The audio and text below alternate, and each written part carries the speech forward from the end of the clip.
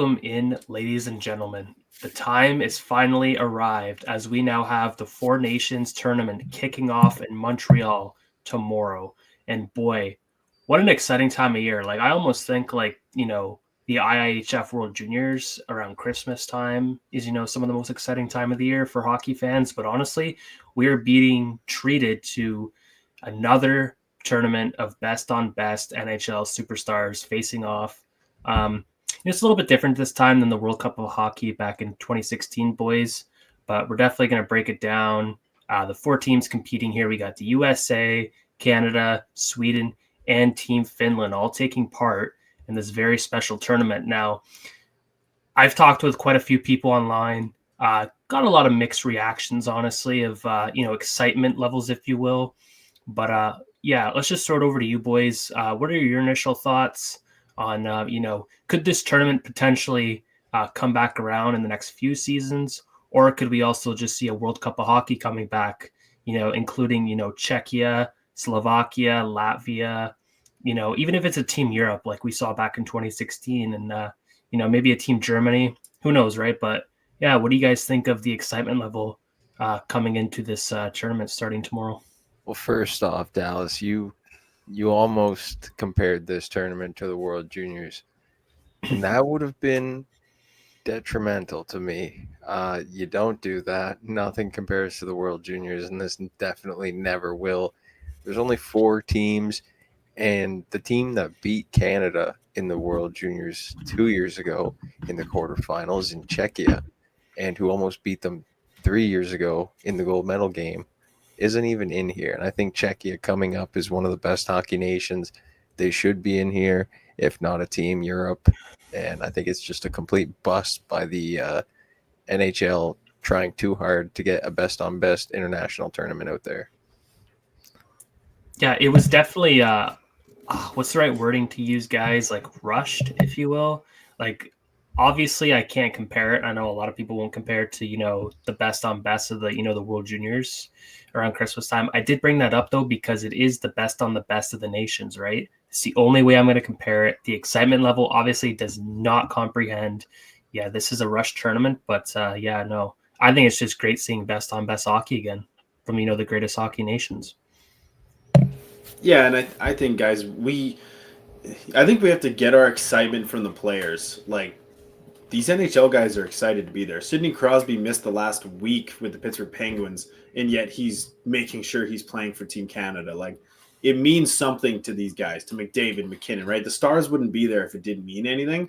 So I think that we need to pull our excitement from that at least and know that they want to be there and that they're happy to be there. Obviously, like you said, the only other nation that really could pull this off is Russia. There's not enough Germans, not enough Czechs, not enough Slovaks to fill out a full roster. Like, look, we'll get into it in a minute, but look at Finland. Finland is down to one reserve NHL defenseman, one, after injuries. So a team like Slovakia, they can't even field 12 forwards. Same with Czech Republic. They can't field a full roster, right? I don't even know if those teams could field goaltenders. Is there even a Slovak goaltender? The Czechs might be able to field a roster. Maybe not any subs or scratches. I don't think the Slovaks could. The Swiss could not. The Germans could not. No. The Czechs might be able to fill a roster without scratches. But yeah, like you said, it's just impossible to do. And of course, we all want Russia there, but like Russia's still, they just got disapproved again by the Olympic Committee. So it's like, or the IIHF or whatever. So it's like, well, how can the NHL go against that, right? It's like the NHL doesn't want to be the first ones to welcome them back type thing. They're just a professional organization. They're not like a governing sports body.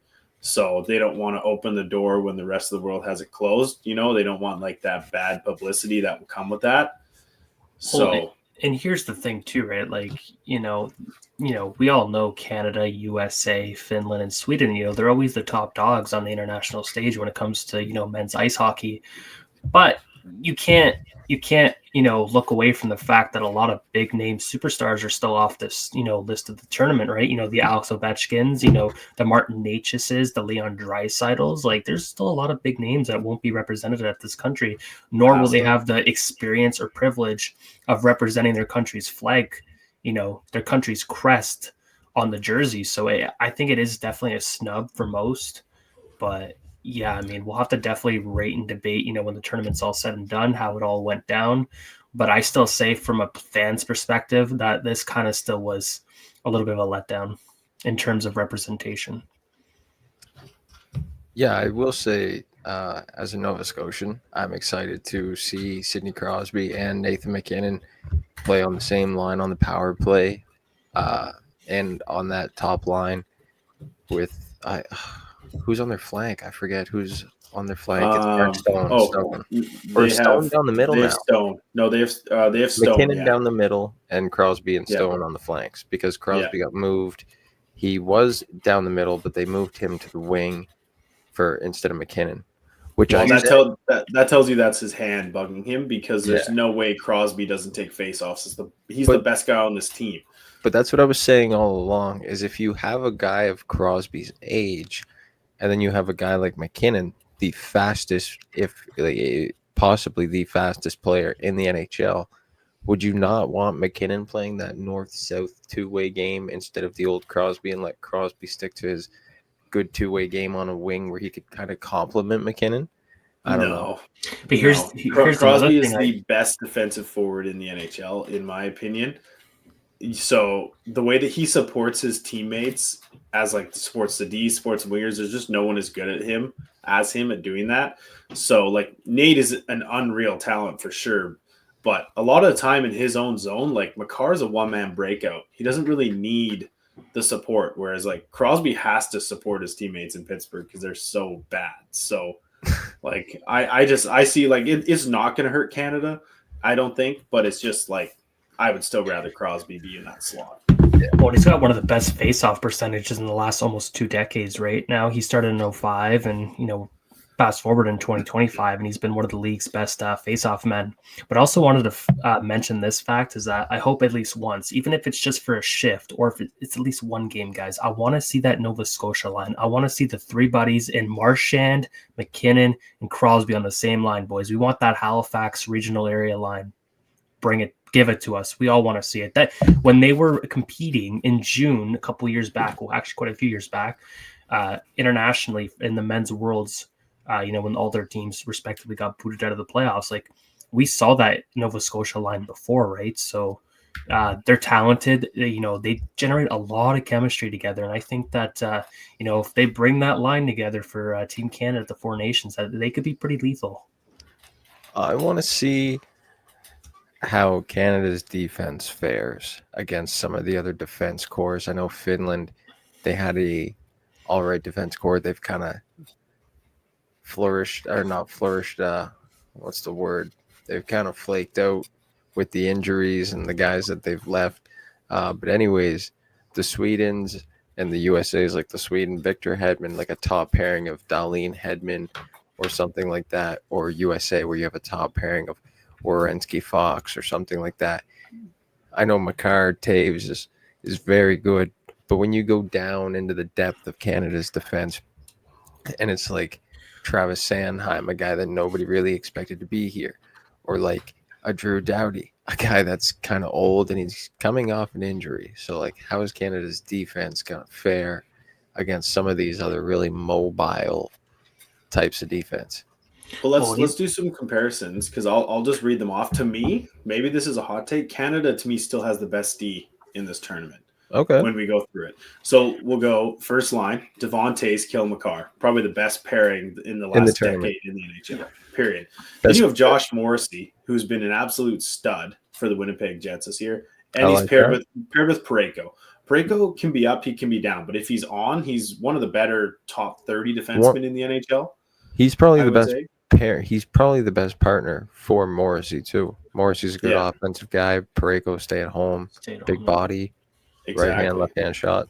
Beautiful. And then you have Shea Theodore, who's just nuts as is. And then he's with Drew Doughty. And I mean, Doughty still plays 25 minutes a night for the LA Kings, even though he just came back. And he's Drew Doughty at the end of the day. You just got to believe that he'll pull through. And if not, they have Sanheim, who does a great job in his own right. But you compare it to USA. So, yes, they have Adam Fox, fantastic defenseman, but he's having a down year. Then they have Jacob Slavin. I wouldn't say he's having the best year of his career. He's doing pretty good. But then they have Werenski, maybe the best D in the league as a full D this year, just for this season. Then they have Charlie McAvoy, who's playing pretty solid for Boston. But then their third pair, Hannafin and Faber, Hannafin is up and down, and Faber is young. And I don't know if Faber – he's only got 22 points this year. Like, he's kind of behind the 8 ball this year, in my opinion. I just don't know how good – it's the Slavin, Hannafin, Faber that I'm not sure. And I love Slavin. I think he's great. But this year, he just hasn't been himself. But then again, if you didn't have Hughes left, obviously. Yeah, Hughes. Who else would you put in there instead of maybe like a Brock Faber or a Noah Hannafin? I agree with you on the Noah Hannafin, but I'm not saying that they could have picked. I'm not saying they could have picked better players, but this is my argument for why Canada's is better. Yeah, just saying it's not as skilled. Yeah, it's just not. Now Quinn Hughes changes this team. It puts Hannafin out, and it makes it like Slavin and Faber, Werenski, McAvoy, and Hughes, Fox. That's a pretty good decor. I won't lie. Like that's some high end talents. But again, I still think the Canadas would be right there with that. Trying to think of a defenseman you could throw on that back end for the Americans, but nothing's coming to mind. Lane. Who? Lane Hudson? Yeah, but like, dude, that's even younger than Brock. I know he wouldn't do. And he's well a small little left hand shot, gonna get rocked. Yeah. I'm going to agree with you, Rye. I mean, losing Cornerstone and Quinn Hughes on that defensive pairing, like, it's a huge blow. Obviously, that was just more recent news too. But like, nobody around, online, the online communities are talking about how much of a resurgence, not just much as a resurgence, but how much of a Norris caliber season that Werenski is having. Now, I think that he could be the top quarterback, not even just for their first power play unit, but also for that first pairing defense core. Like, Zach Werenski has been literally trailing, not by much, Quinn Hughes and Cale Makar for the leading scorer in defensemen in the league. Like, honestly, I love drafting Zach Werenski every year. Rye, whenever we do Yahoo Fantasy, I'm always drafting him. Always draft him. He's having such a great season. It's definitely going a little bit unnoticed for sure. But I think that this is his time to shine and to take control of that defense core and just really be a standout player for that USA team. Because yes, losing Quinn Hughes is a big deal.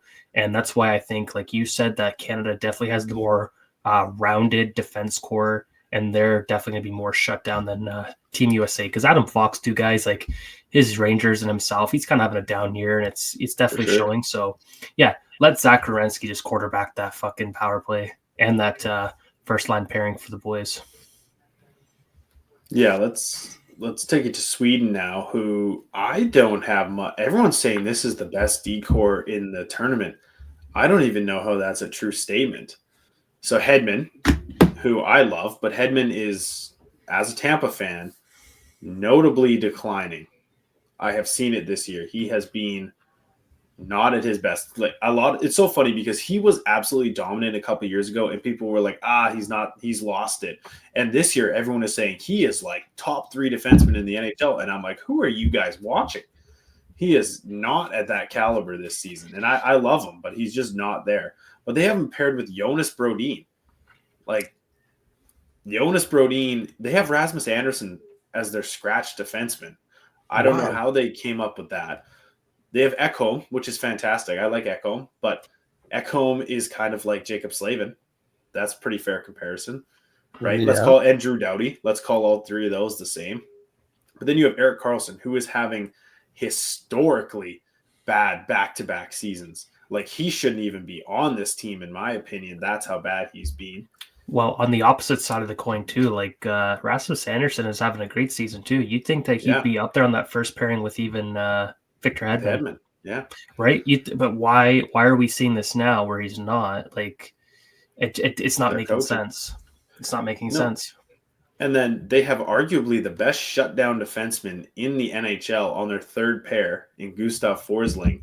And then he's with Daeden. And let's be honest, Daeden hasn't inspired much this year. Last year, he was off to a fantastic start, scoring all those goals and whatever he was doing. But this year, Not named captain. he's down. He's not having the best season again. So this defense doesn't inspire at all. If Ekholm and Karlsson have we're talking about 4 games. If they have 2 bad games, Sweden's done. Like that's it. I don't know why they don't have Forsling higher up in that D pairing, maybe even alongside like a Rasmus Dahlin on the first pair, and then have a second pairing of like, I don't know. I would put Brodin down on the third for me. If you're asking me, that's Brodin on the third pair, Ekholm. And if you can pair Ekholm with a right-handed stay-at-home defenseman, I don't know if they have that available, but they don't. Yeah, so. But to me, here's my lines. You do Hedman and Forsling. You just come straight out with a powerhouse with the best line, and then you do. Honestly, if you're gonna play Karlsson or Brodin, you have to shelter them, and you shelter them with Ekholm. He could shelter them. That's his job, is to make up for their mistakes. So Karlsson, either one, because he's a right-hand shot. Yeah, and then for me, it's Rasmus and Rasmus on the third pairing. It's Dahlin and Anderson. I like that. Yeah, to me that and then would Brodin be their your scratch. Yeah, Brodin's out for sure. Brodin's definitely out. I never thought I'd be seeing Jonas Brodin put on a Sweden sweater at anywhere other than the World Championship. Yeah. Now, Team Finland, definitely going to have the weakest core, if anything, too. Who's going to be your leading guy? Your Nico Mikkola or, Isa Lindell? You're losing some big pieces in Miro Heiskanen. That's your quarterback, and he's out. Rasmus Ristolainen? I think it was Colton. Colton said don't sleep on Nicholas Mantipalo. But at the same time, and it's not their fault. They lost Heiskanen. They lost Ristolainen. I forget who else they lost. They've lost Hakanpää. They've lost 3 defensemen, big defensemen for them. How do you if they lost, they have Valimaki, they have Mata, they have Mikkola, Lindell, they have Vakanainen and Matin Palo, right? That's their 6. If they lost any of these 6 players but kept the other 3, they would be just fine. But they're not. We're talking about Cale Makar on one team. We're talking about Adam Fox on another team, and we're talking about Victor Hedman on another team, and then these guys, you're Esa Lindell. They're in trouble, and it's not their fault. Here's the thing. Finland is the type of team that's going to just throw their middle fingers in the air, and they're going to go win this thing with this defense, and they're not going to give a crap about it. That's just who they are. Their saving grace, at least, is not going to be found in their goaltending, but everybody playing in front of them in that forward core, right? We got big names Sebastian Aho, Mikko Rantanen, Anton Lundell, Teuvo Teravainen, Patrick Laine having Barkov. a great, resurgence season, Mikael Granlund, Sasha Barkov. So, they're going to get bailed out by their forward core, and they're going to definitely be ruthless out there. The Finnish forwards are always playing with a lot of heart, a lot of grit. So, we look at the defense side, but the forwards are definitely going to bail them out a lot. And Finland's still going to be very competitive come this tournament. Well, let's go back the other direction here quick. Let's just go through these. Hold on one sec. Okay, go ahead. We'll start at Finland, but go ahead. Okay, I think the Finnish forward core, the best way to describe them, Dallas, is a bunch of fourth-line depth pieces. Yep.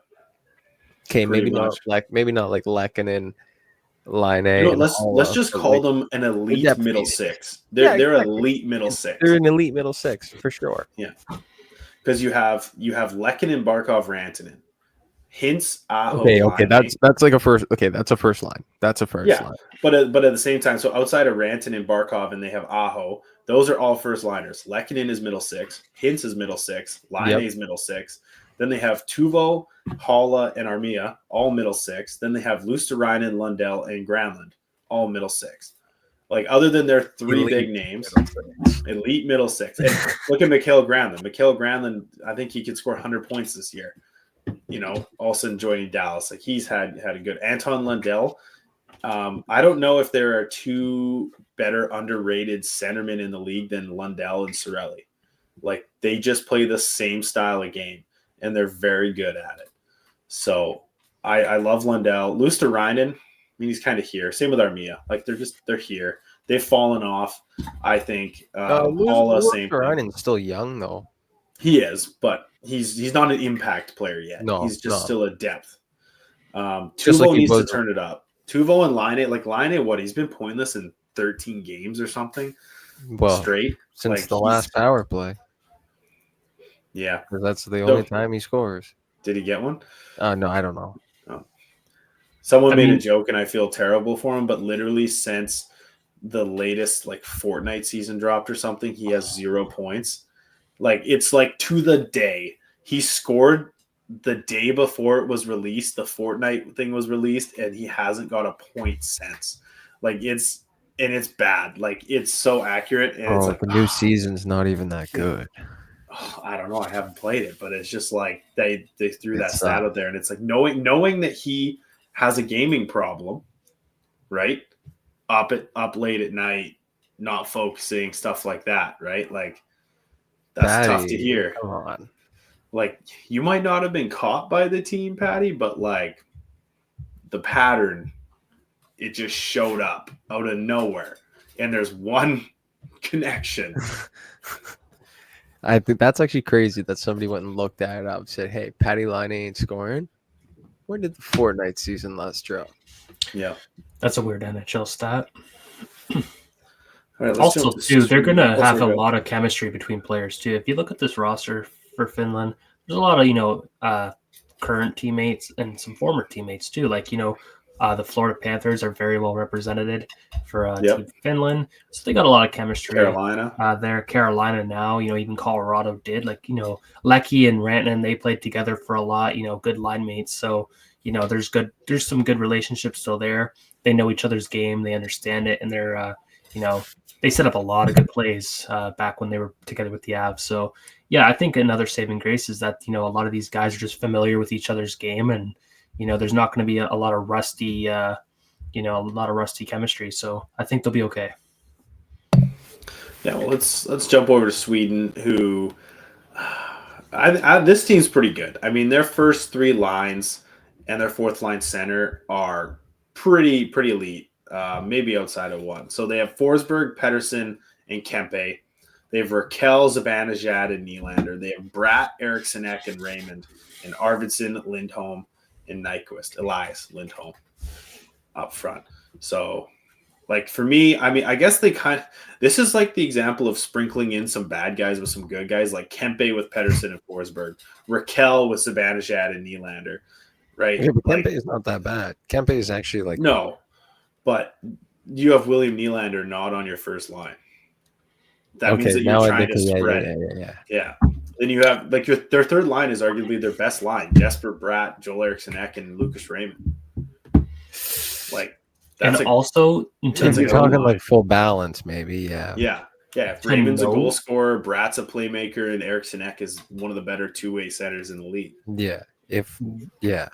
William Nylander, guys, is having a career year as well, right? Yeah. Ever since he signed that big bag with Toronto, his great contract extension, like he actually is showing up every day to the rink, and he is outperforming most. Like, but God forbid that guy gets a headache.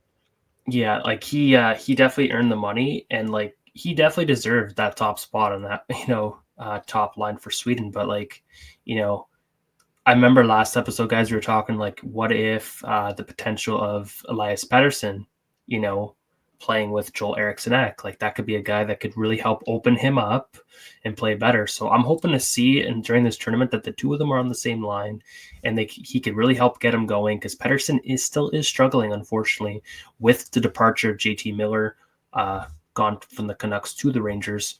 So definitely want to see William Nylander on that front line, and also Pettersson playing with Joel Eriksson Ek. Yeah, I think obviously like you're losing out if you're not putting Willie on that front, on that top line. But like, I mean, if that's what they're going here's for, my thing: Are they afraid to put Nylander? Are they afraid to put Nylander and Pettersson on the same line? That back check is almost non-existent. Yeah, there you go. That's a good point. That's a good point. You're gonna have a couple guys high all the time. You know what? They did the same thing though. The second line. I mean, Zibanejad and Nylander is no better in terms of back checking. And right? that's where you put Jesper and Brad on their line. To me, with their current thing, I would love to see like. So I don't mind Forsberg Pedersen. That's fine. But I would love to see someone like, yeah, you know what? Let's say like Jesper Bratt up on that line, right? With wheels. And On then the top second line, yeah, on the top With line. Willie Nylander, yeah. No Nylander for No? me. Pedersen, Forsberg, and Bratt up there. Fair enough. And then I'd love to see Lindholm second line center with Nylander and Raymond. No, I think okay. because you can't. I just don't think Zibanejad or Pedersen and Nylander are going to work. He needs either Eriksson Ek or Lindholm for that defensive aspect. There's one thing I don't like about that, and it's just because I have a pet peeve about it. But I don't like when I have a forward line or a defensive pairing with all three of the same hand shots on Fair the enough. same line. So with Raymond, Zibanejad, and who else did you say? Oh, I said Raymond, Lindholm, and Nylander. So they're all righties. All righties, yeah. All righties, yeah. Okay, so let's go Eriksson Ek instead of Lindholm. There's a lefty. Boom, there you go. I love it Yeah. now. So then it would be Lindholm with Kempe and Raquel on the third line instead, which is not bad. And then you'd have Arvidsson with Zibanejad and Nyquist, arguably the three worst players based off this season. Yeah. Sheltered to like 6 minutes a game. 8. But Victor Arvidsson could be a very good shutdown forward when he wants to, right? So I don't know. You can't. He went from Nashville Arvidsson to Edmonton. He's barely signing with Edmonton on low money. So yeah, but it's different when you pull your country's crest over your shoulders, right? Some people could play, different for their NHL club, but then once the minute comes to play for your country, they turn into totally different players.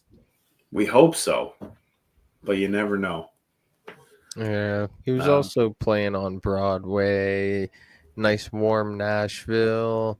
Yeah, then he got moved up to Edmonton, a cold city. He was in LA though. Yeah, another warm place. Another place that was fun to play. Oh, yeah, he was terrible. He was terrible everywhere other than Nashville. But he was good. That's what I'm saying. He was good in Nashville. He was. And that will probably never be recreated. No, probably not. USA. I'm so pissed that they don't have the Tkachuk brothers together, but whatever. We'll get to that. They have Connor, Eichel, Tkachuk, Matthew Tkachuk, Gensel, Matthews, Hughes, Boldy, Miller, Tkachuk, Nelson, Trocheck, and Larkin. I see a lot of holes in this roster. You're not wrong. Caulfield. Cole Caulfield. Yeah. Sorry, Goal Caulfield. Tage Thompson. And obviously Kreider is the scratch. So get him off there, man. What does he do? What is he good for? I don't know why they brought Trocheck and Kreider. In a short tournament, I think you want your best skill guys. Like Hockey Canada. Hockey Canada used to go by these 2 words, skill adapts, but they no longer do that. And I think but that's what every team should go by. I mean, these short tournaments, skill adapts, because if you take the best guys will adapt their skill where needed. And Chris Kreider just isn't the best. So, and this is what I kind of wanted to get into with you guys is the fact that like politics needs to stay out of hockey now and forever, right? Like when you guys have a great international tournament, no matter who's playing, always bring the best on the best. I get there is representation. Sure, there's always, representation, but when you're out there to want to win, definitely bring your best on best, right? When you got guys like Day here mentioned, Cole Caulfield, who is, again, having another fantastic season under his belt, who got snubbed. Tage Thompson, former 40-goal scorer, he's snubbed. Like, why are we keeping these big names off the score sheet to play for your country? It just doesn't make sense, right? Oh, yeah, it makes no sense to me, honestly. Like if Chris Kreider's there and he's getting scratched, guess who could be there and make the team? Cole Caulfield. You can stick him on your 4th line, 3rd line, right wing, and who knows?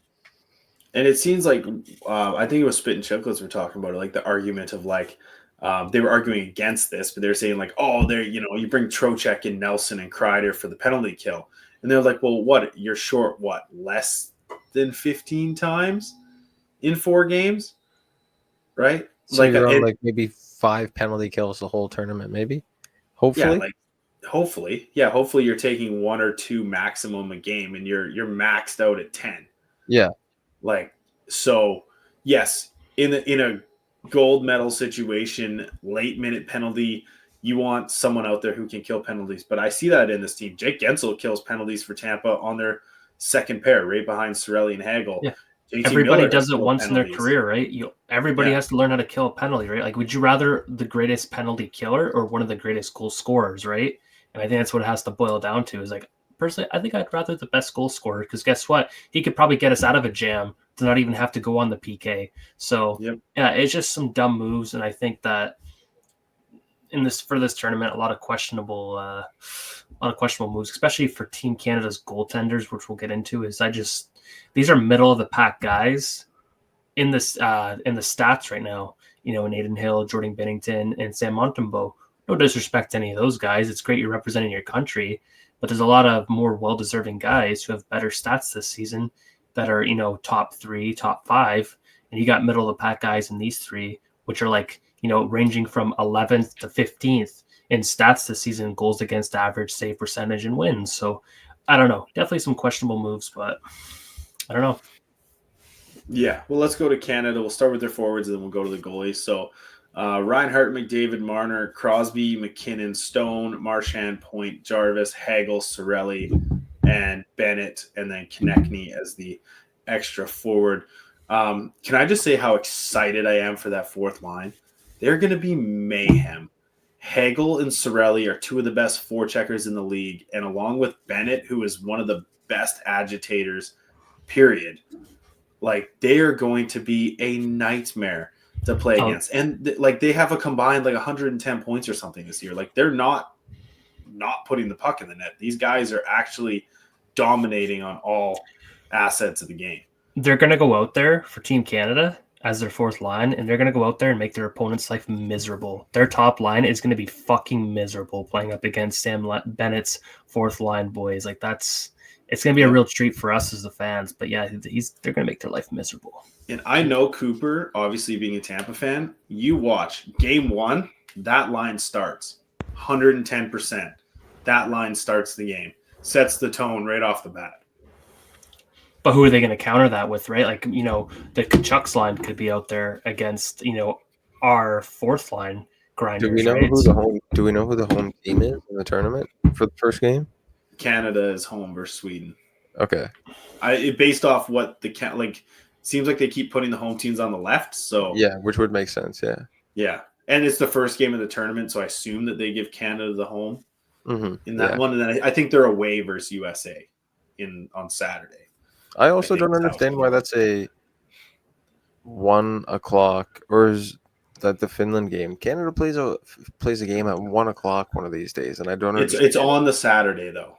It's on the Saturday. Okay. I'm pretty sure. But still, you have and Dave, this is like a recurring thing that I see everywhere. Is like the NHL kind of complains publicly a little bit, like how they're fourth in North American TV ratings between the 4 major sports, and it's like, well, when you kind of pull stunts like this of your scheduling issues, putting a big tournament on, you're pumping the tires on this for months, and then you're scheduling this for guys out west here for me and Rye and Dak and Colton, middle of the workday when we're still all at work and this game's just starting. It's like, well, that kind of isn't fair, but yet you want to pump the tires and say your TV ratings are down. Well, this is how you fix it. Put it on for 7 p.m. Eastern Standard Time, or hell, even 8 p.m. and 5 Pacific, right? That way you get a lot of more viewers. It doesn't make sense. MLB kind of gotten a lot of heat for it during the last postseason when they were broadcasting, the ALDS, 1 p.m. Eastern Standard Time, right in the middle of the workday, business day, in fact, and just no one was able to watch it. And yet you criticize that you get no fans to watch, but you got to look yourself in the mirror, boys. You were the ones doing this. What do you want us to do, right? At least these are like the Canada game is going to be 8 Eastern, 5 Pacific, right? So they're not too bad. So it's 8 p.m. Wednesday, 8 p.m. Thursday. But then, Saturday is a 1 p.m. That's Finland, Sweden, so 10 a.m. And then there is the 8 p.m. again for Canada, USA. Then it's Monday. Monday is where it's going to suck. Monday is 1 p.m. Isn't Eastern, Monday Canada, Finland. Monday's family day. That's why they're doing it. Okay, so it is family day. That's Okay. why they're doing it. Okay, so we don't. There is the technically outside of yes, we're all going to be driving home at 5 o'clock. We're not actually like missing half the game or anything. They seem to have righted the ship a little bit on that one. Yeah, but that's good at least. But let's go back to Canada's roster. We're talking about how you wanted Marchand with kind of Crosby and McKinnon. I think the third line is a weakness. Marchand, Point, and Jarvis. That doesn't seem like a fit at all. no. Point is arguably one of the best goal scorers in the league. Now, yes, Marchand plays with Pasternak, but Pasternak plays like Kucherov, right? Where he like fades into holes and stuff, whereas Point is just guns blazing speed all over the place. I don't know if Marchand can adapt to that. Seth Jarvis, I don't know. Obviously, Seth Jarvis is kind of one guy that could have been on this roster or not. Like he could have been replaced by someone for sure. I don't know what he necessarily brings in that regard. Yeah, but I see Pasternak as more of a playmaker than Kucherov. He's more of like a power forward / sniper. So, I mean, I'm sure Braden Point could really, do with what he has for his line mates. Have you ever watched highlights in his junior career with Moose Jaw? Like he was an absolute unit for the Warriors. So, yeah, I like him in that third line role if he does stick there. But yeah, I don't know. It'll definitely be interesting. I'm just really surprised. I'm really surprised Cooper has Reinhart on the first line power play instead of Point. In the bumper slot, Point leads the NHL in bumper goals by a large margin this year. And I can't believe Reinhart he put there instead of Point. That third line, okay, before I move on to that, I understand that just because of Sam Reinhart's release. I know Point is a good goal scorer, but Point can score from all around. Sam Reinhart has a release like no one else has, and he's kind of shown it off the last 2 seasons. And that guy, if you put him in the bumper, I feel like that if you put him anywhere, he can get the puck off in like such a tight space that is your bumper guy, PP1. Or yeah. Fair enough. But sorry, go back to line 3, you're saying. They're too small.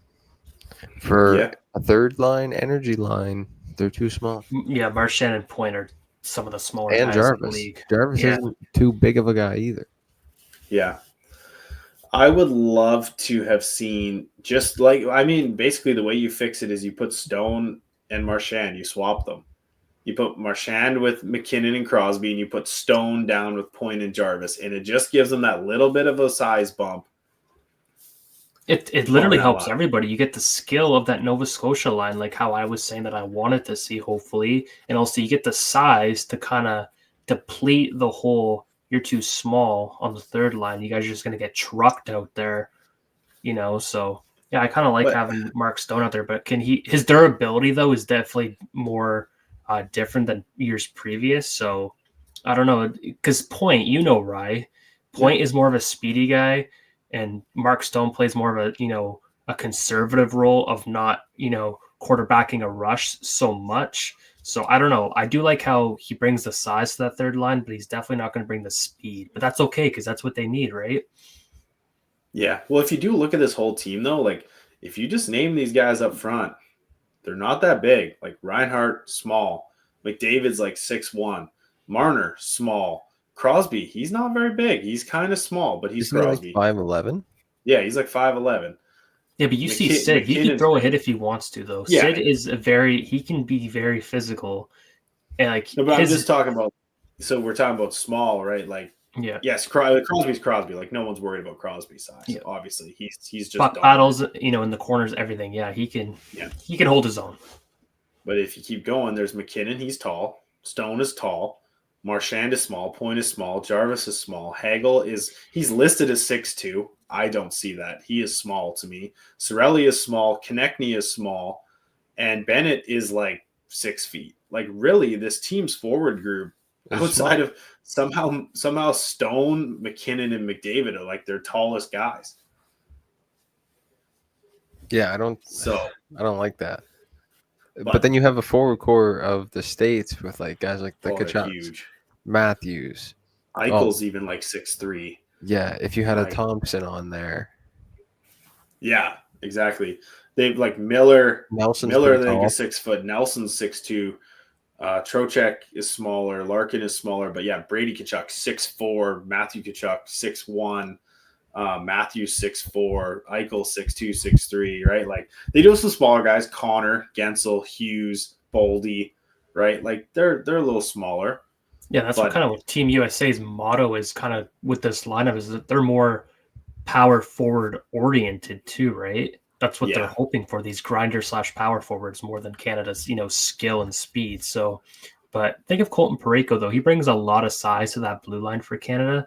So, if the guys get blown past, for Team Canada's forwards, at least, you got a unit on that blue line covering the D zone for them. So, and then think of Devon Taves, Cale Makar, like, they're pretty good in stature. They're not that small too. So I think our goalies definitely are getting bailed out for sure. That's kind of what I wanted to jump into now is the fact that like we got Daeden Hill, Jordan Binnington, starter boys. He is starting the tournament off for Team Canada against Sweden. What do we really think about him being named the starter? Because I definitely think Daeden Hill or Sam Montembeault should definitely have been in talks. If I'm honest, Binnington and Montembeault have played their way off this team. No offense to them. They just have. The fact that the roster could have been finalized yesterday, and I know you pick your goalies, they made their, they got gear customized, all that. I get it. The rest of the NHL knows Jordan Binnington has an anger problem. I have said this from the beginning.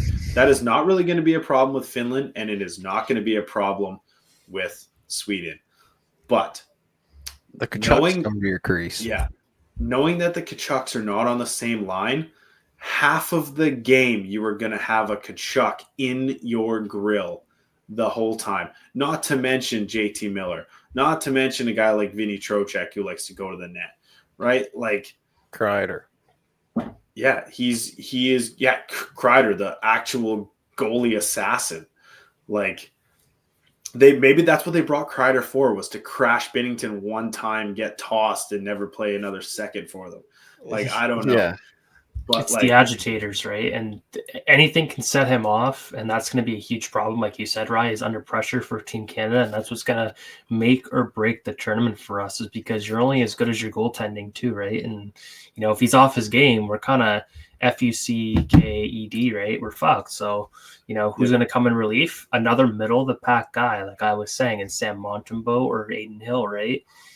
Why in Christ's name did we leave off guys like Logan Thompson? Well, I'm interested to know about that Logan Thompson thing. Did you see that? Apparently, because the whole Vegas incident, that whoever the management in Canada just didn't want him. No, the two coaches. So DeBoer and who was the last coach of Vegas? Cassidy. Bruce Cassidy.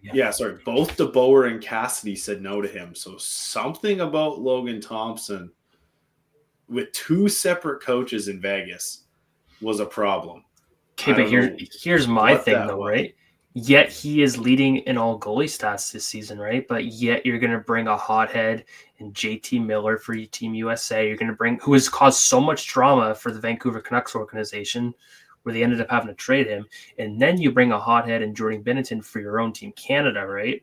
And you're taking a risk having him there, bringing that locker room morale down perhaps if shit doesn't go his way. Like, why did you not take that same risk and just say, hey, fuck it. We're trying to win this whole tournament. Let's bring the best available goaltender. And yet just because whatever problems you had behind the scenes with Logan Thompson, whatever that may be, you're not going to put your differences aside or whatnot and just say, screw it. Let's just run with them. Oh, maybe it was Hill too. Maybe him and Hill don't get along anymore too, right? Like it would have been a rift in the dressing room and you had to pick one. I definitely would have went with Logan Thompson because, like I said, Daeden Hill's just not having that greatest season. Like he did win that Stanley Cup run.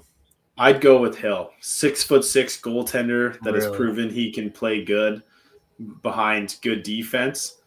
Like I'm going with Hill. Like Binnington's not that big. I would put Hill in net, 6'6". That's all you need to know. And if I were to change the goalies, yeah, I would have a guy like Logan Thompson probably. But you know who I would have as my third? No offense to Montembeault, Marc-Andre is making this team. Fleury all day. One Bring last him along for yeah, the I ride. respect that. Yeah, one last Bring him hurrah. for the ride. Like obviously he's not going to play, and that's just what it is. But you bring Fleury. You let him be on a team with Crosby again. You bring a guy who's super positive into the group. And, like to me, that's just what you do in this case. What about this guy here? First off, Stuart Skinner. No. Stuart Skinner's garbage. Edmonton's going to trade him before the trade deadline, guaranteed. You're kidding, right? John Gibson wants to go to the Edmonton Oilers and wants to be starter. The only way that happens is Skinner goes back the other direction. Testing. Don't let your brother see this recording because he's gonna flip. if he sees that, he thinks that. You think that Stuart Skinner's gonna get traded. I can never see that. He just wants the Oilers to win. That's all he wants. So if they win with Gibson, he won't give a crap. He didn't care He went to that Oilers game where Skinner got pulled in the first, so he didn't care. Another guy that a lot of people say should have been on this list, Evan Bouchard. Just saying, he gave a great giveaway pass to this guy right here to score. I just said it the other day. Bouchard has cost himself $5 million on his payroll this year. He went from $11 million defenseman probably down to $6. Throwing it back just a sec to what you guys are saying about the goalies. I think Team Canada didn't really bother with Logan Thompson because I think they can win without a top-tier goalie. The only other team in this tournament that has a threat in the net is the States. Yeah, the Finns have Saros, but their team isn't that good. And then on the Marc-Andre thing, I think, 100%, they would have brought Marc-Andre along for one last ride. But I think this Team Canada, because NHLers are going to be allowed back in the next Olympics, is kind of gearing them for that next new era of the national team. And I think bringing a Montembeault or bringing a third guy along, whoever that third guy is, was kind of crucial to the team and kind of the environment, seeing what, like, if they possibly are the next guy up for Canada in that, like, you know what I mean? Yeah. Bringing as many new guys around into that Maple Leaf as they could. Oh, yeah. The States watched this tournament in terms of goaltender. Like, Connor Hollaback, probably, this year's Vezina Trophy winner. Like, he definitely is probably the best goaltender within this tournament. So, definitely the States have us washed. Ottinger. Who is their third? It's Ottinger and Swayman. Like, they're fine. Yeah. They're fine. The golden, anybody. Yeah. I mean, Swayman's had an off year, but still. Yeah. It's the best great choice. Goalie tandem in the league or in the tournament for sure. Here, what would you guys say to potentially a Darcy Kemper for Team Canada? Not even an option? No. Since he won with Colorado, he has been barely above replacement value. This year he's doing okay, but for the Kings, yeah. There's a reason he got cap dumped straight out of Washington. Like, there's the problem is, we know this, Canada's goaltending depth is just garbage. Not what it used to be, no. Right? Like, I'm trying to think of who, like, the next best goaltenders would be, and I'm like, oh, John Gibson, oh, American, oh, Thatcher Demko, oh, American. Like, you're just like, hey, who are the top goaltenders in the league? Oh, Vasilevsky, Shesterkin, Bobrovsky, Russian, Sorokin, Russian. All right? International to us. Yeah, and then you're like, okay, who is really good Canadian? You're like, the three that we have, Thompson, Fleury.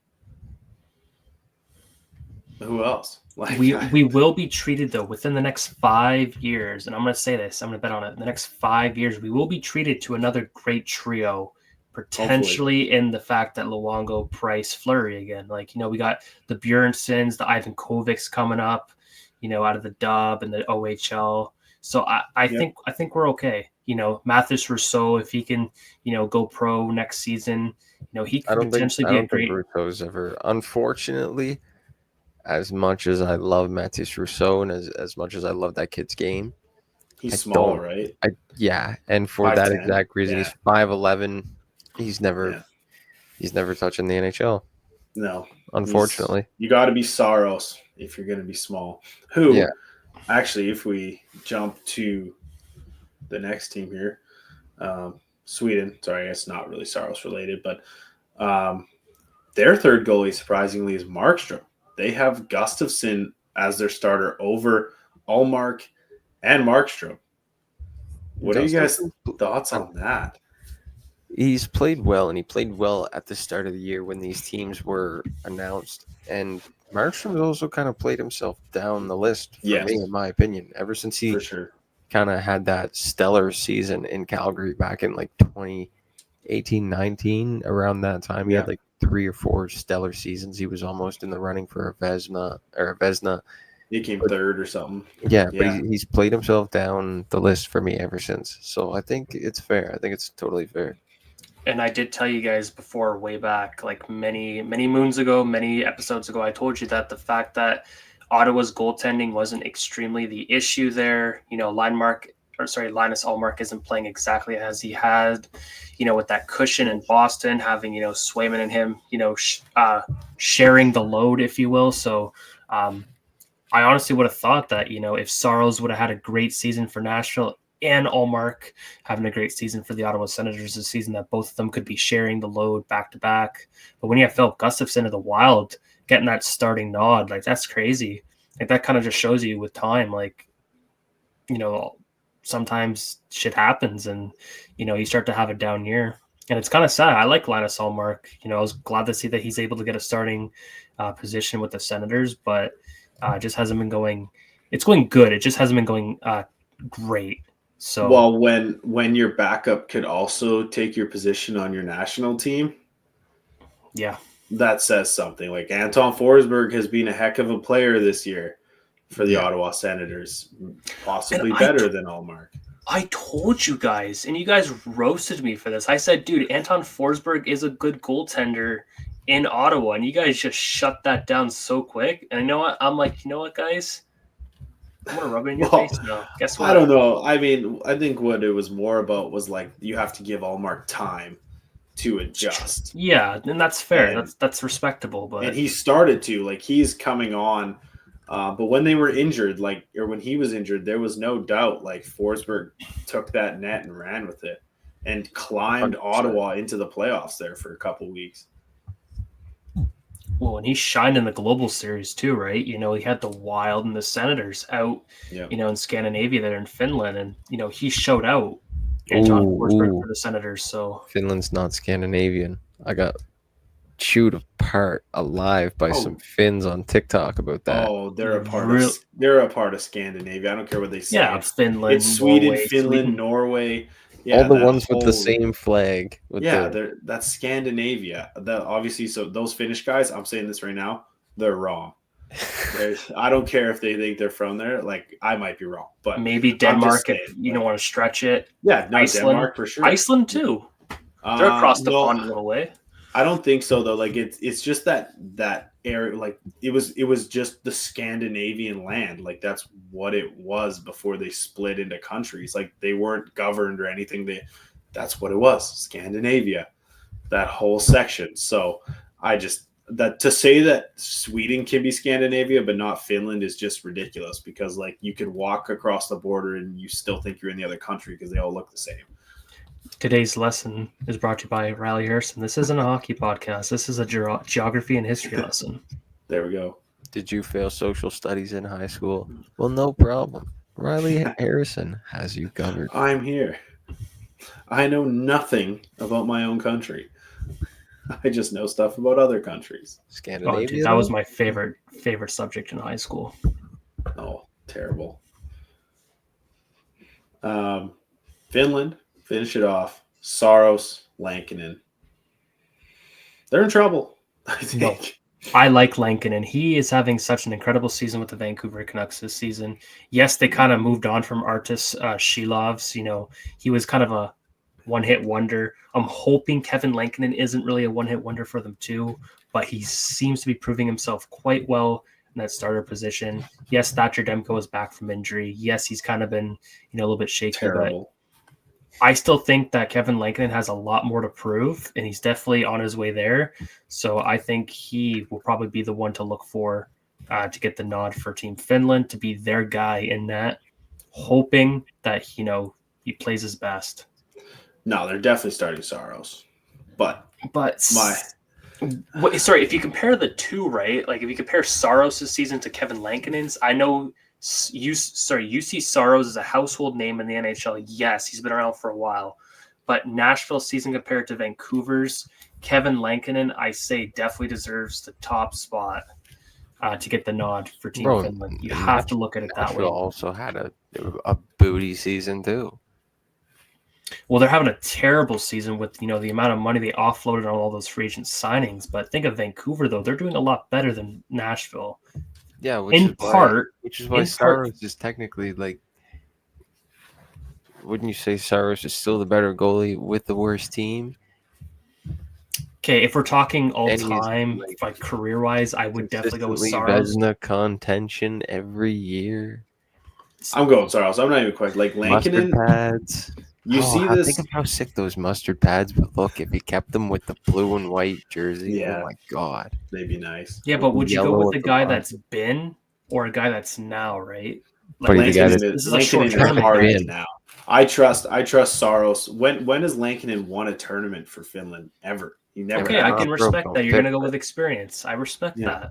But if you're gonna go with a guy that's hot right now, that's like trending upwards, wouldn't you try to give him a shot? He's lukewarm. If he was hot, the Canucks would be in a playoff spot. He's lukewarm. Yep. And Saros has only been lukewarm also. But if I'm going to take one to win me a tournament where I'm missing half my defense, I'm taking Saros because Lankinen has had Hughes in front of him. He's had Hronek in front of him. Right now, they're about to have absolute dog water defending in front of them. And I think Lankinen would get lit for like 8 versus USA and Canada. You have McDavid versus Esa Lindell, and you have to rely on a goaltender. I'm relying on Saros. If only Pekka was still around, boys. Yeah. He definitely get the starting nod. True. Yeah, come out of retirement.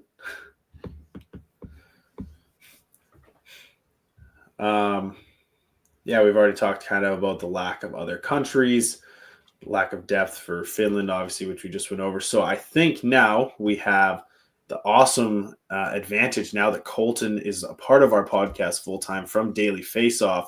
We know he is live at the Kamloops Blazers game tonight, so we're actually going to throw it to him and let him give us his thoughts, and we'll be right back after that. So here's Colton, live Kamloops Blazers game. Here we go. How's it going, Gameday? Tarps, Colton Davies here with Daily Faceoff. We are live here at the Kamloops Blazers game. I just thought I'd give a little bit of insight from my end on what the Four Nations is kind of looking like. Obviously, with the Four Nations, this is a World Cup style tournament, but for my own personal reason, I'm not that excited for it, I have to be honest. Like, for me, it's more about, like, it's just not all the teams. It's not Russia. There's no team for Czech Republic. There's no team for Slovakia. There's no team for Germany and Switzerland. So that's just kind of my gripe with it. In the grand scheme of things, I think it will be a cool tournament for the fans. It'll be good. Players are going to play like it's the playoffs, and I think that's what's important. So that's kind of my thing for it. Obviously, seeing guys like Cale Makar, Sidney Crosby, Nathan McKinnon all on lines is going to be just ecstatic. And I think that's where that will be really good for the fans and obviously for the Americans. Watching Austin Matthews and Matthew Tkachuk and Jack Hughes play on the line will also be fantastic. So I think that there is elements to this tournament that obviously make it exciting. But in the grand scheme of things, for me personally, just not as excited as I normally would be for an international tournament. It just seems like there's not a lot for them to play for here. So that's just kind of what I'm going off here with that. I think that there could definitely be some room for improvement with the tournament, but it's the first time the Four Nations is being held, and I think that's what's important is it's being held. The league is listening to what is happening. And I think that's just important because the league needs to listen, and we need this best on best style tournament. And so I think that that's just where it helps the fans, and it's good that the league's listening. For me personally, I'm just more excited for the Olympics next year. As long as, we're going to gear up for that. I think that's what's going to make it fun. And like you look at Finland, and they're just so depleted and injured right now. So I think that's a big thing for me too, is there's a lot of injuries, and you just can't really, I don't know. They have one NHL defenseman left. Obviously, Nicholas Mantanpalo is now there, and I love Mantanpalo. I think he's fantastic with Ottawa, but there's so many other players in Europe and elsewhere that you could have assigned.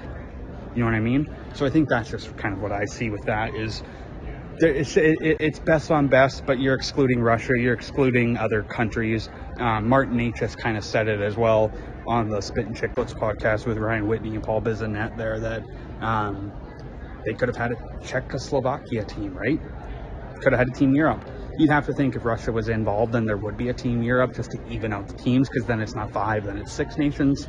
But yeah, so personally for me, not as excited for the tournament, but hey, maybe once the tournament gets underway, we start hearing some stuff, I'll get really more into it.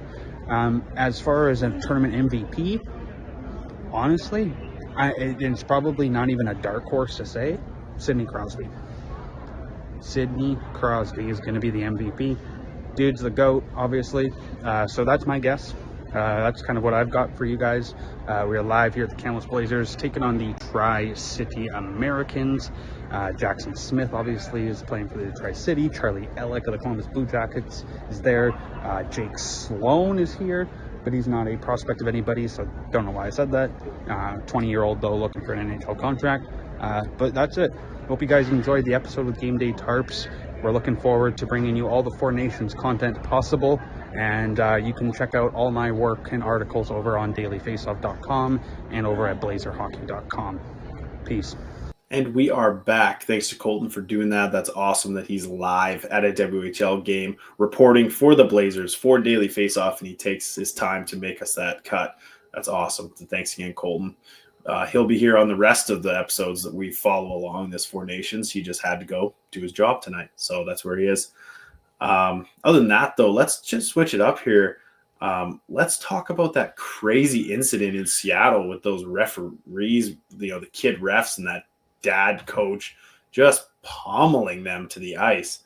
Like, what is that about, gentlemen? That's just crazy. Boys, I don't think that there's any place in hockey for that sort of behavior. You got to keep that shit under control. And that's a lot of things that I hear out there is that a lot of these hockey parents are way too involved for all the wrong reasons. It's good to get passionate for your kids playing hockey. That's awesome. But there is a line in the sand that you do not cross. And that unfortunately came to pass. And it's seen more often than not. And it's becoming a bad trend. You got to pipe it down there, Charlie Brown, all right? Your kid's not in the NHL. He's not even a major junior. He's not even a D1 league. Just pipe it down, right? That's just wrong. That's wrong on so many levels, and there's no need for it in hockey. Well, isn't it technically illegal? Because the refs were that's assault. Teenagers. Oh, yeah. Yeah. That's assault. Yeah, that's assaulting a minor. Yeah, for sure. Yeah. Look, there's no need for it at all. I guess we'll bring this in because obviously, I'm coaching and stuff. Obviously, you guys know, just this weekend, I got suspended because player safety was not taken into account. I let the adult ref know how I felt. Didn't go over so well for me, obviously. But, I would never think to get on the ice and physically attack someone who's, especially a child who's doing their job. Just to clarify, Ryley, you do coach 18 or U18. Yes, U18. So the refs have to be old, at least 3 years older than that. Yeah, so and this guy was 30 years older. So, but yeah, when it comes to player safety, I don't care, our team can lose. There could be bad tripping calls. There could be bad hooking calls. I'm not going to blow my lid whatsoever. It's just a guy doing his job. I mess up at my own job. It is what it is. But when it comes down to player safety and things are being missed and it just seems like things are off, that's when you kind of have to step up and, take things into your court if you have to, because at the end of the day, you're in charge of these kids' safety, right? Their parents are looking to you as the coach to keep their children safe. And if you don't feel like someone is doing that, then you have to try and right that ship. And, for me, it didn't end well in terms of a verbal disagreement. But again, I would never do what that guy did in terms of that. It's just so far beyond the realm of reality to think that would happen. Like, you see it at beer league, right? Like, guys go off and start fighting refs and stuff, like just stupid animosity of old guys and stuff, right? But like, I don't know if I've ever seen an adult. And here's the he took like what, 20 steps. He had a good minute to think through what he was gonna do. Yeah. Oh, he had time to turn around. He had time to leave the ice. He had time to do a lot of different things, and he still chose to just go and dump those two kids right there on the ice in front of what sounded like at least 100 people. Oh, yeah. Right? Like parents and grandparents and other coach, the other team, the kids. Like, there's a reason why he's banned in all of Seattle from not just minor hockey. The Kraken have banned him from all events that they host, right? Like, he basically just ruined himself in the minor hockey community. There you go, right? Like, it's life's oldest lessons that you learn early on. Cooler heads prevail, learn right from wrong, and clearly he did not, right? That goes for everybody, right? Like, yes, there's entitlement out there. Yes, there's people that think they're privileged and they're better than others. But honestly, just think before you act, right? Like, and that goes for the gentleman shoving or pushing, the players of the refs, or, the incident you were talking about, Rye, personally, with, like the referee thinking that, he's top shit just because he's an official. Well, that's just entitlement, and you're abusing your power, right? You're there to ref a hockey game, right? And this is for kids. Just remember the kids in these stories, right? Like, it's for them. Yeah. They're having fun. They're making memories. Don't ruin it because you're making bad decisions out there that could, literally stain them for the rest of their life. You getting barred, for example, like I'm talking about the guy that in Seattle, right? You just lost all your privilege to go into hockey games. That is a privilege, not a right. Right? So I just think, honestly, think before you act, guys. Like, fuck, it's not that hard. Cooler heads prevail. Relax, man. It's just a hockey game. You're not even the ones playing. Most likely he has a child on that team. He will never be allowed to watch his child in Seattle again. Yep. And I'm sure next week he's going to try and get into an arena. Guaranteed he's going to try and watch. Like, so. I wouldn't be surprised if the team took actions against it too. Like the minor hockey team, yeah. Yeah. And it would suck for him too, because what if the kid gets booted off the team because of the dad, right? Like, it was inadvertently, you just affected your kid's hockey career for the rest of his life if he tries to make it further. You inadvertently just did that for him. And guess what? He's never going to let that down. Yeah, I think, like, if their season's the same as ours, right? Like, we have, like, 8 games left or something, like, and that's including, like, a playoff weekend tournament of 4 games. So, realistically, like, he's probably just going to stay on the team for the rest of the year. The dad just won't be allowed around. Like, it's not the kid's fault. The kid didn't do anything. So you can't punish the kid yet. Next year you want to avoid that guy being on your team. Yeah, the kid could get cut from every team just to avoid it. So you never know. But let's hop over to Hockey Canada permanently hiring a general manager for their Performance of Excellence program and a vice president of hockey operations, something that we said needed to happen, and it has, or at least they're looking for these positions. What are your guys' thoughts? I love it. And just like we said in our recap episode, this is exactly what Hockey Canada needs to do. And I hope that this will kind of let them see the kids that are coming up. Like we saw this year, a big disconnect between players and coaches, where like 2 years ago we saw Andrew Cristall with this group at the U18s, at the U17s. Where is he at the World Juniors? Not there, but he's over in Kelowna putting up points, and now he's over in Spokane putting up points. So like, he is on pace for 140 plus seasons this year in the WHL. Exactly. So I think with a coach that stays with the team all 3 seasons, or all throughout, and a management staff that like manages all 3 teams simultaneously, they'll get the chance to see these players and stick with the players. And I think it'll be better for these teams throughout. Like you look at the national team development program, They do so well. Or the Finns and the Swedes. These teams play together all season long. They do so well. And I like that too. Day. I love this decision, but it's for me, this is only looking like a start, right? This is a step in the right direction, right? So this is good. But is this, permanent position of whoever's going to be stepping into these roles?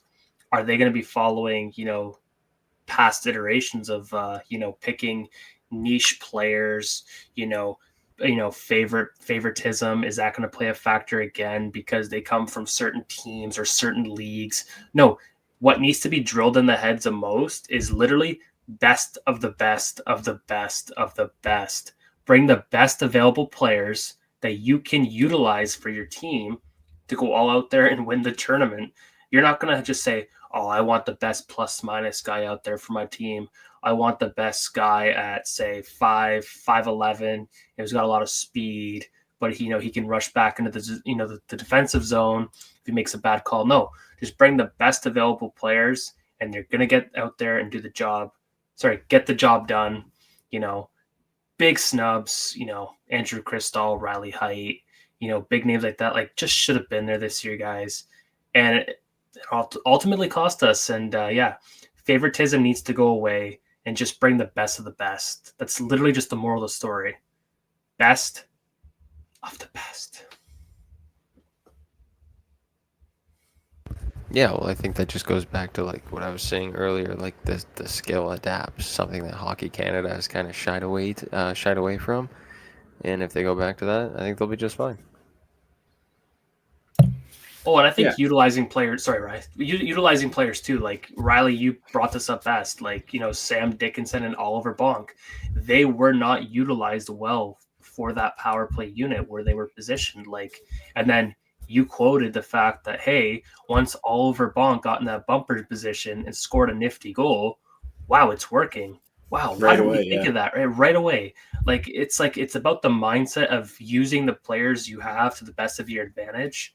It's not always just best of the best, but knowing how these individuals coming into Team Canada, going into the next World Juniors, how are they going to utilize the best of these best players? So I don't know. It's definitely going to be interesting. Hopefully they bring whoever it is in that they can develop Hockey Canada's program into that excellency that we are used to seeing, and not just hey guys, let's just throw some big names out there, see what we can do. No, utilize their skills and see what can happen. For sure. All right, gents. Well, I think we pounded that out. That was an awesome episode. Talking about Four Nations, little pre-tournament, pre-show, whatever we want to call it here. It's going to be awesome. I mean, I think once it starts, the excitement will hit. It's kind of unknown, but as soon as we see Crosby go out there and take the opening faceoff, I think I said it's going to be Ryley or whatever, but as soon as we see the Canadian team out on the ice, right, taking that opening faceoff, it's going to change everything. Everyone is going to be like, oh, thank God, Team Canada. Like, they're going to be so excited to see these guys. And I just don't think that it's going to be as kind of skepticized as it is. And I think it's going to be a great tournament. Do we want to give some quick predictions? We forgot about that. I'm sticking with the home team Canada. I just think they can get it done. But I think Binnington will be switched for Hill in the tournament. That's my call. Yeah, for sure. I like the odds for Canada too.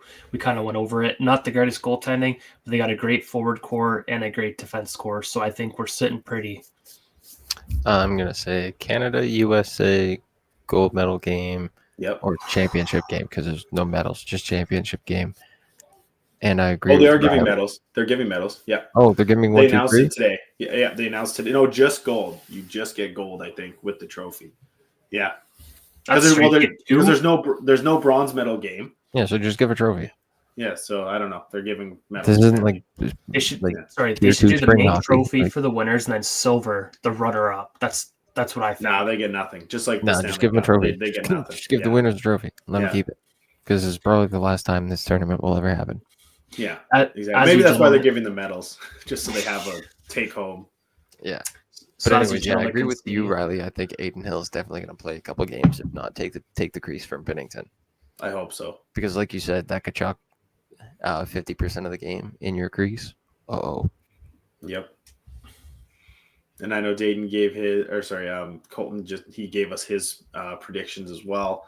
I don't know. Are we going to do like a quick little MVP thought? Top goalie, top defender. Why don't we do that? Top forward of the tournament, top goalie of the tournament, top defender of the tournament. Quick, just one each.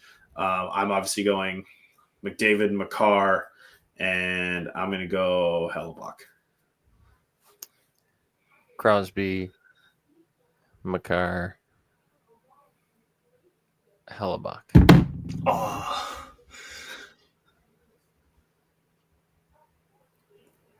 What are you feeling? I thought he was going to say this Probably guy. the guy right behind him. Yeah. I thought Crosby was going to come up in name voice, but He did. Yeah, Daeden said Crosby. I heard McKinnon, Makar, and Hellebuck. I said Crosby, Makar, Hellebuck. I said McDavid, Makar, Hellebuck. See, he was thinking it all the time. Yeah. Just say it. So who are you saying?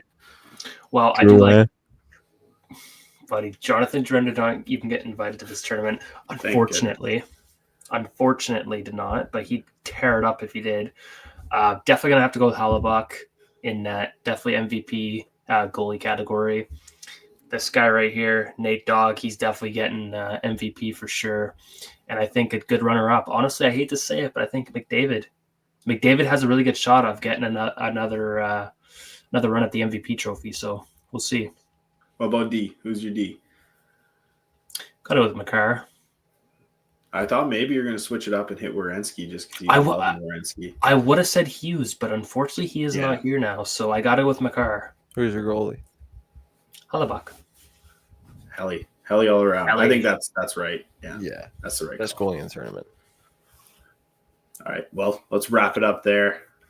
Thanks for hopping on, gents. And we're going to do, honestly, everyone, stay tuned. We're going to be doing lives. We're going to be updating posts. We're going to be trying to stay as active as we can for this tournament. Follow us at Gameday Tarps everywhere. Subscribe to us on YouTube.